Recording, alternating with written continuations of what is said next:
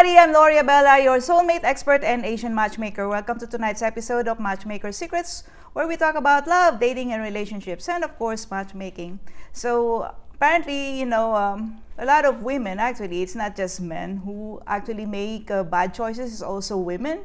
So like most of the time people think like, oh my God, women have them all together like very, very good. So, but sometimes it doesn't often happen like that. Like, sometimes women make bad decisions or bad choices. So our guest tonight is actually an entrepreneur. So like she has her own business, Viva Dance Naperville. Yes, hi, thank you. So this is our guest is Ariel Collins, and she actually is a very successful businesswoman. Thank you. But that's very interesting because Thank like you so sometimes much. success, sometimes doesn't overflow to the another department of life, like maybe the dating. Who knows? That's so accurate. So can you tell us like do you have any idea before, like, what is your ideal relationship? Like, everybody grew up, like, looking at Cinderella or, like, live happily ever after. Have you ever, like, have any idea what's, love and relationship gonna be looking like? Oh gosh, are you asking like 32-year-old me or 16-year-old me? Because they have different answers. Go ahead. So when I think when I was younger, a lot of people really, were all about like the Disney princes, and I never really was that. It was more of,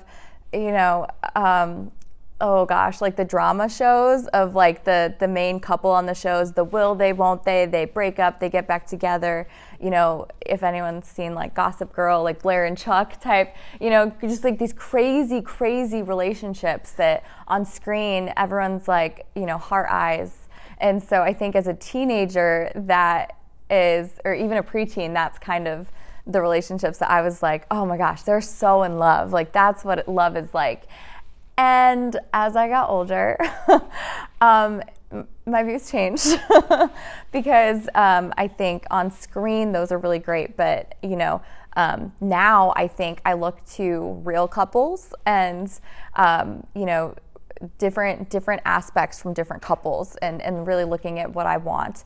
And so my parents are still together, and they met and eloped actually. And if you met my mom, this is crazy because she would never do this now, or you never think she would, but they eloped in the mayor's office 4 months later, and 33 years later they're still married with 4 kids. So I was able to see what a really safe and solid relationship looked like, and I loved that. Something that I looked at when I was a little bit older, I think, was different couples or people that I looked up to.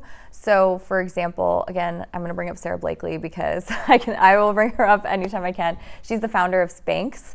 And so she, has her own personal story where she, went through a lot of trials and errors, and she now married her now husband. And something that stood out to me from their relationship was that she is a person who likes likes Cheez-Its, like fruit snacks, very business oriented, but physically is like, yeah, she works out, but like, is really food fun. And her husband is, one time I think he ran like 100 miles or something, so he runs every day. He's very like, he'll eat fruit, very, very health nut. And what I loved about that was that they came together and they're more of a partnership, and she talks about that. And I think as I got older, I started looking at couples to where it wasn't that you had to be the same person. It's just that you have to just let them be them, have them let you be you. And even if it's different, you get to do your life next to each other and together.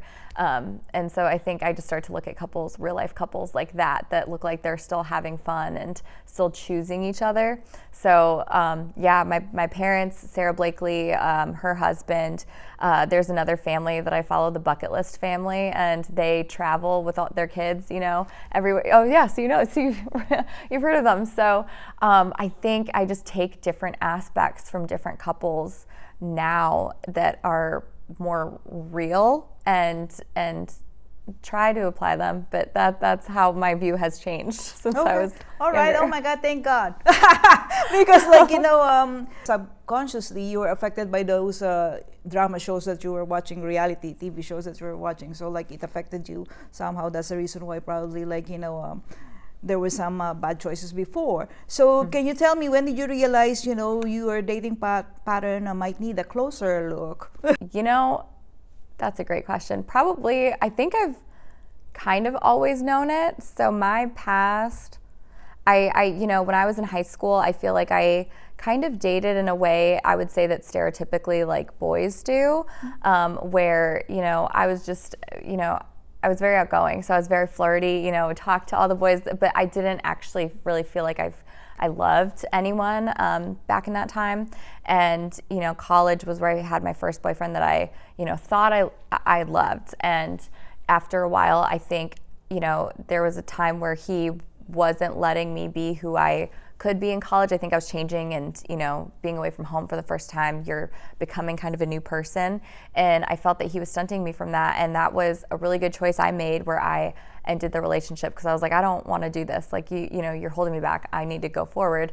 And then, later on, I started dating my really long-term college boyfriend. And, in terms of things, he was fine. But he always, I feel like, would get up, and he was a real go-getter.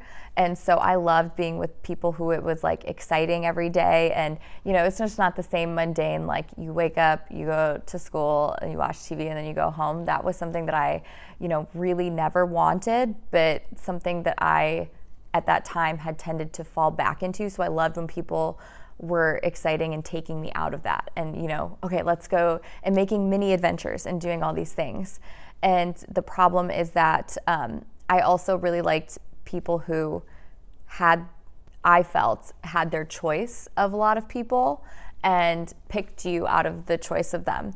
And I thought, to me, that was better in my mind than someone who maybe was just being nice to you because you're a pretty girl, not because you're you. It's like, oh, you got the chance to talk to a pretty girl. So, you're not doing this for me, you're doing this for any pretty girl that is in front of you. And I just didn't think it was as authentic. The problem with that mentality, though, that has led me to, was dating a lot of people that had a wandering eye, because they did have, they were very good at talking to women, and they did have their pick of, the things. And sometimes they picked me, and that caused a lot of like, we're together and then we're not together. And so I've had a lot of relationships that have been really on and off. And I think that's been a real big commonality, is that I thought it was a good trait that they had options. And then a lot of them that do have options,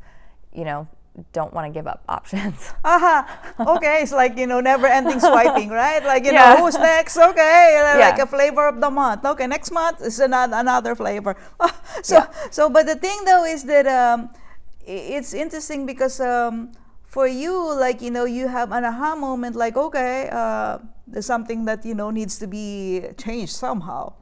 Yeah. Well, honestly, I don't even know if I ever had that aha moment until very recently. And I went through something really, really hard, actually. But I went through my most recent breakup. And I think in that last relationship that I was in, it was different than a lot of my other relationships.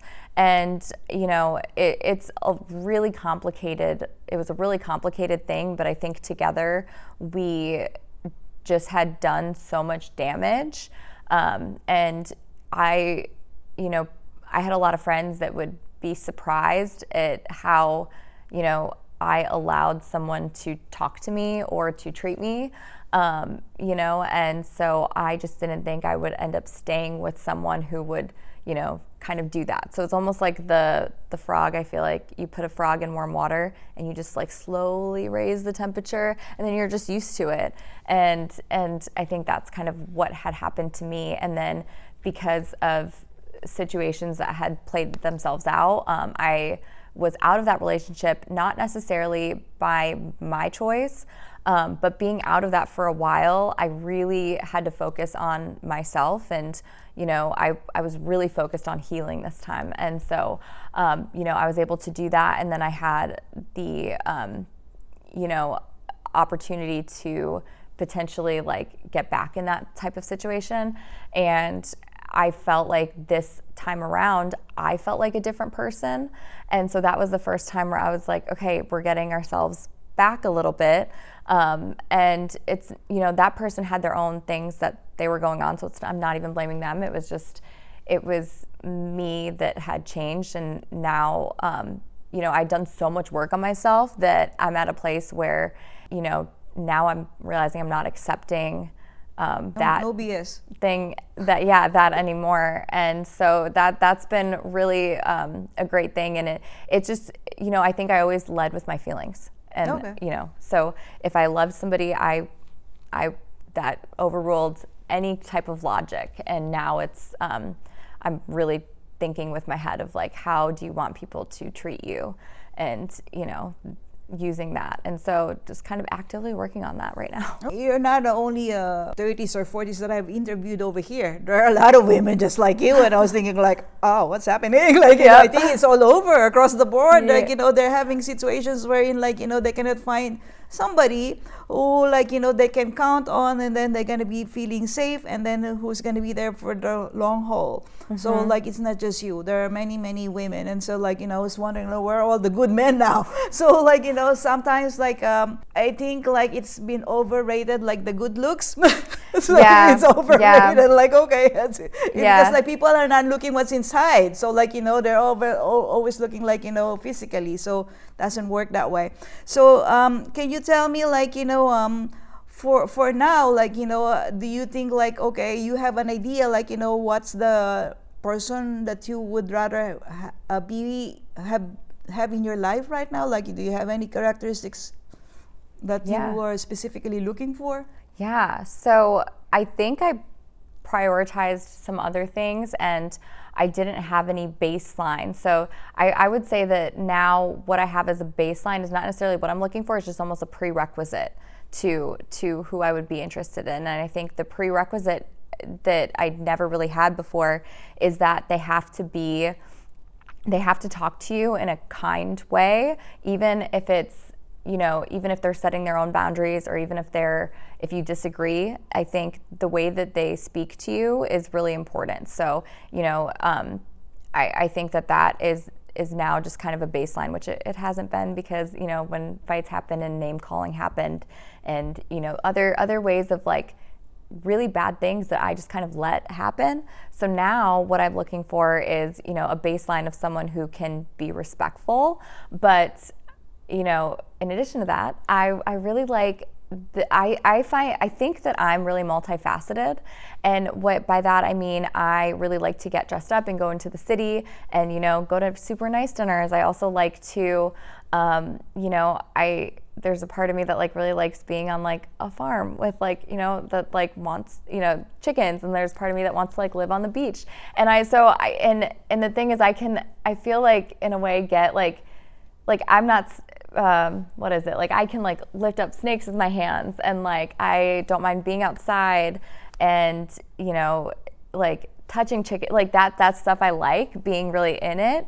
And so I really like somebody else who is almost like down to be messy, and then also like clean ourselves up for dinner, but can also go out and be in the city life, and then also go enjoy ourselves in the country, and then also go to the beach. And I think that's been really hard, because typically people are like, oh, I'm a city person, or like, oh, I'm a country person. And it's like, well, what if you like both, and I think that's where living in Illinois has been nice, because you kind of get to do a little bit of both. If you can go into Chicago, you can be out of Chicago, but finding someone who is multifaceted, and that also I have a personal connection with, and I get like to laugh with, and just share those moments with, I think, and that also has ambition, has been tricky. You said like you can laugh with, so do you think you have a sense of humor somehow? this is going to be crazy to say because I feel like everyone always says yes, but I actually don't. I think I have a good sense of like what I think is funny. Okay. I don't think I'm funny. I think I have a good sense of humor of like I like when other people are funny. Okay, got it. I know that you have, overcome like, realize these realizations that you have right now. So what would be your, advice probably to those people who are just younger than you, or like, who are committing the same kind of things all the time over and over again, like, choosing the wrong choices? If you have to lie to your friends about anything, or if you have to look at yourself in the mirror and say, why are you still doing this?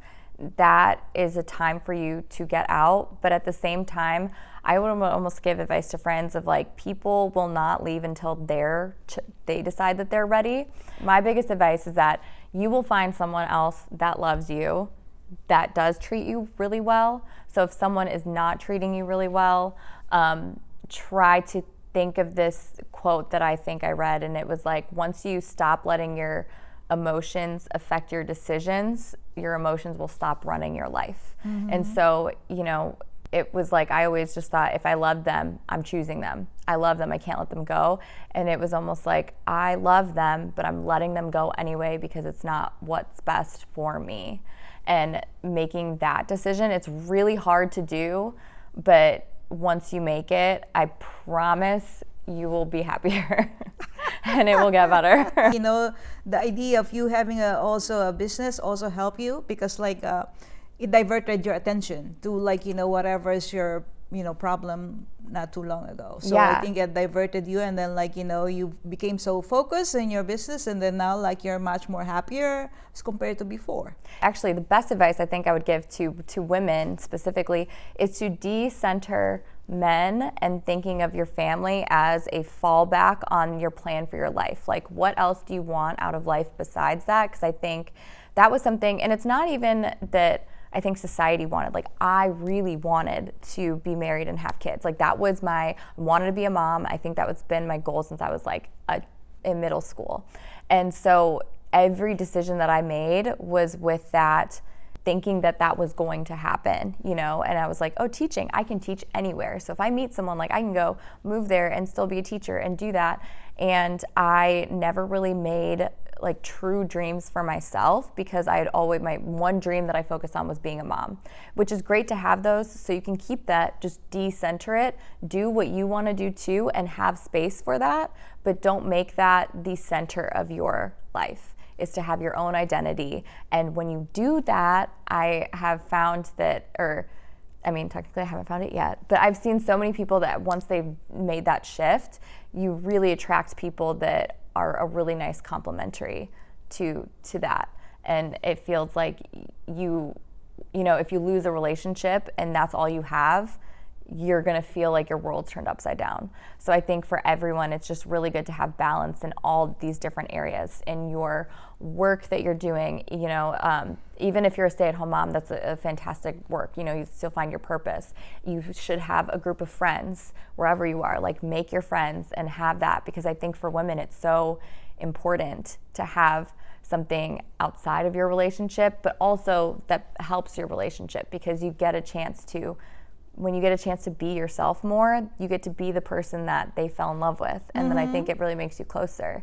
So my biggest advice is to really do what you love and don't put that in the center. But once you find someone that's worth it, then you can put that in the center and prioritize. I had a lot of guests over here who, after I have had them as a guest, soon enough they found somebody. So like, really? Don't be surprised. Don't be surprised that you'll find somebody. Like, I was just wondering, okay, what happened? Like, one of these girls just suddenly sent me a message, like, I have no idea what did you do to me, but like after I had this conversation with you, like, I just found somebody. I hope so. Okay, so like, this is just, for fun. Let me ask you a question. If you would write letter to your exes, what would be the first line? Oh gosh, I really try not to. It really depends on which one. Okay. It really depends on which one. I would say probably something along the lines. Oh gosh, It's been a while, probably. I'd probably break it with like a joke. Ah, all right. I'd break the ice with a joke, I think. Okay, all right. No, I like that because it means that you have moved forward. You're not looking back anymore. So because you're even, starting with a joke. Yeah, so that's what we try to do. And I think, yeah, the quote that really helped me in that situation is that when you separate your emotion from logic, it's like, logically, are they a good partner for you? And if the answer is no, then no matter how much you love them, you can still love them and move on with your own life. That's right. Okay, so for the benefit of those people who are watching, if you're single and then still not wondering how to navigate love, or if you actually have been successful in your love, dating, and relationship, and you want to share some nuggets how you can have a successful relationship, be shared to all the viewers. Just give us a holler. And especially if you are an expert in love, dating, and relationships, we want to also have you over here. So the idea is, of course, like to share as much knowledge as we can, because life is short. We have to might as well enjoy it, and if you have a partner, much more better, right? So we'll see you again. Thank you again for being here, Ariel, and we'll see you. Bye-bye.